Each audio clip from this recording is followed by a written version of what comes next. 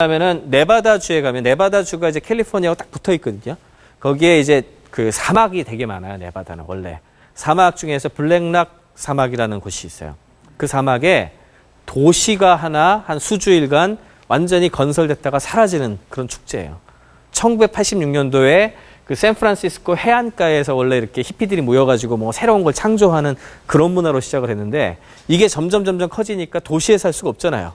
그러니까 사막 하나를 놓고서 그 사막에 모여가지고 뭔가를 짓자 하고 시작을 했는데 오늘날은 이 버닝맨 축제가 어느 정도까지 됐나 하면은 거의 한 3, 4주가 지속이 되는데 블랙락 시티라고 그래가지고 도시가 건물이 3, 4천 개가 몇 주일 사이에 생겼다가 시장도 만들어지고 내부에 방송국도 생기고 그랬다가 3주 지나고 나면은 그 도시가 완전히 감쪽같이 사라져요.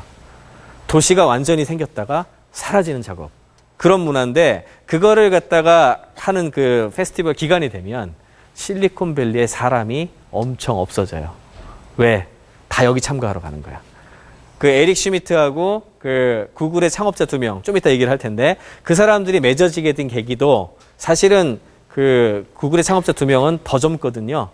아까 전에 마크 앤드리슨보다도. 더 젊은데 에릭 슈미트는 55년생이니까 나이가 좀 많잖아요. 그러니까 좀 세대 차이도 있고 해가지고 별로 저 사람이 우리 세대에 이걸 이해해 줄까 이런 생각을 했는데 그 히스토리 내용에 보면 이런 얘기가 있어요. 저 사람이 나도 버닝맨 참가자인데 이 얘기가 엄청 중요했었다는 얘기가 있어요. 그 둘도 버닝맨에 항상 가가지고 새로운 걸 보시고 창조하고 그러거든요.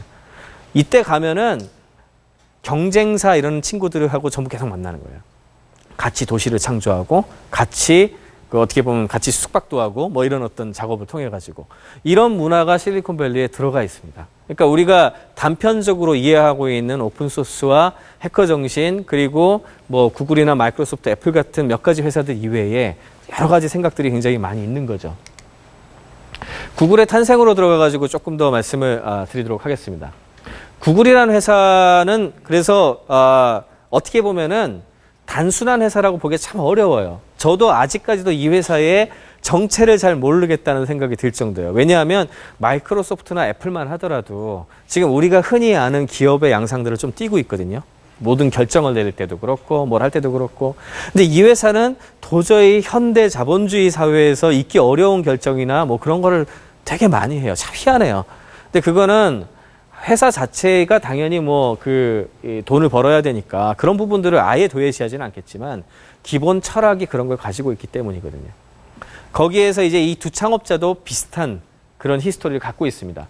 지금 저 그림에 나오는 사람 중에 왼쪽 편에 있는 사람이 레리 페이지, 지금 이번에 에릭 슈미트가 물러나면서 새로 CEO로 된 사람이에요. 그다음에 우측에 있는 사람이 세르게이 브린이라 그래가지고 이제 러시아계, 소련계인데 마찬가지로 처음에 스탠퍼드 대학에서 만나가지고 이렇게 같이 작업을 했던 동료입니다. 이 두 사람이 이 구글이라는 회사를 만들게 되는데 레리 페이지도 중요하지만 세르게이 브린 같은 경우에 그 환경을 이해를 하면 이 사람들의 철학이나 내용들을 조금 알 수 있는 것들이 있어요. 세르게이 브린은 원래 나이가 7살 될 때까지 그 옛날 소련입니다. 소련. 러시아가 아니라 소련에서 자랐어요. 자기 아버지는 수학 교수였고 그다음에 자기 엄마도 굉장히 유능한 어떤 과학자였는데 당시 소련에도 유태인들을 굉장히 좀 차별을 했대요. 소련에서 가장 유행했던 가장 영예로운 그 과학자가 뭔지 아세요? 물리학이었어요. 근데 물리학자는 유태인이 못 됐대요. 수학을 한 거예요. 그러니까 엄마 아빠들은 그래도 나름대로 거기서 살아갈 수가 있었는데 아버지 어머니가 보니까 특히 아버지 의지가 강했다 그래요. 얘 이 꼬마 7살짜리 세르게이 브린을 이곳에서 자라게 할 수 없다. 라는 생각을 가지고서 여러 학회를 다니면서 어떻게 탈출을 시킬까와 관련된 작업을 많이 합니다. 이민 서류도 넣어보고 근데 그걸 들켜요. 그래가지고 발각돼가지고 8평짜리 조그만 아파트로 이주를 해서 3대가 모여 살면서 거의 막노동 같은 거 하면서 이렇게 한 1년을 지나게 됩니다. 그렇게 하다 어쨌든 탈출을 해요. 세르게이 브린이 그때 기억을 고스란히 가지고 있다 그러죠. 그래서 와가지고 이제 미국에 와서 어떻게 되냐면은 세르게이 브린의 아버지가 메릴랜드 대학의 교수가 되고 엄마는 나사 과학자가 되거든요. 그러니까 원래가 지금 굉장히 똑똑한 집안이니까 그렇게 좀 진행을 하다 보니까 고등학생이 되잖아요. 고등학생이 됐을 때 아버지가 너 모스크바에 한번 다녀와라 하고 수학 여행 그 선물로 여행권을 줘요. 세르게이 브린이 러시아에 와가지고 모스크바에 와가지고 여전히 아무리 러시아로 바뀌었다 그래도 좀 분위기가 압제 분위기잖아요. 그걸 보고서 좀 안 좋은 광경을 보고서 돌멩이를 경찰에 던지려고 집어들었다가 친구가 말려가지고 이제 넘어갔다는 사건 얘기도 있고 그렇습니다. 이 얘기를 왜 드리냐 하면 저 사람이 굉장히 자유와 그런 어떤 새로운 자유로운 어떤 그런 거에 대한 열망이 있는 사람이에요. 그래서 이후에 구글의 어떤 성장 가도에서 보면은 제일 커다란 오늘날까지도 해결을 못하고 있는 앙금이 있는 나라가 한 나라 있어요. 어딘지 아세요? 뉴스도 가끔 나오는데 중국.